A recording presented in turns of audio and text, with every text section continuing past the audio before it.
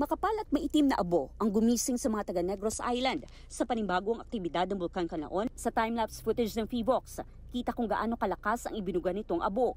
Kita naman ang pyroclastic density currents na binubuo ng mainit na gas at volcanic material pababa ng bulkan sa thermal camera footage. Ayon sa PHIVOX, halos isang oras nagtagal ang aktibidad ng bulkan na nagpasiklab pa sa isang grass fire. Makapal na usok ang nakunan ng Canlaon Volcano Observatory at ilang residente. Bukod dyan, nagdulot din ito ng ashfall sa ilang bahagi ng Negros Occidental. Isa sa pinaka-apektado ang La Carlota City. Sa Barangay San Miguel, perwisyo sa mga motorista ang makapal na abo. Ang ilang residente naman, nangangamba para sa kanilang kalusugan. Nang do kalinong man, tapos ang mula nga paggawa sa ulbo na ang asopre. Siyempre, basi bala kung magtupa ang daw mga barasaw. Di okay man. Nakita niyo suga, nakita niyo na yun?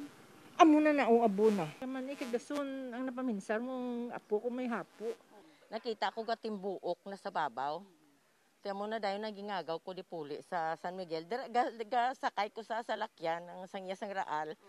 Nagingagaw ko, hingagaw man sila pa sa Raal. Hindi nagigya makita ang dalan nga muna niyo. Pero kulba eh.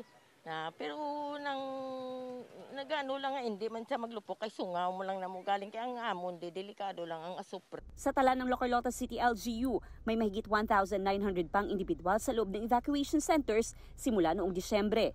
Ngayong araw, nadagdagan ito ng 16 na individual mula sa 4 na mga pamilyang lumikas dahil sumama ang pakiramdam matapos nakalanghap ng asupre. Kay tungod may mga babies, may mga iban ang mga bana may ginabatsyag. So hindi kagwantas ang baos ng asupre. Hindi pa rin inaalis ng PHIVOX ang Alert Level 3 sa Bulkan Canlaon, pero pinaghahanda ang mga otoridad at publiko dahil posibleng masundan ang explosive eruption na maaring magdulot ng lava flow.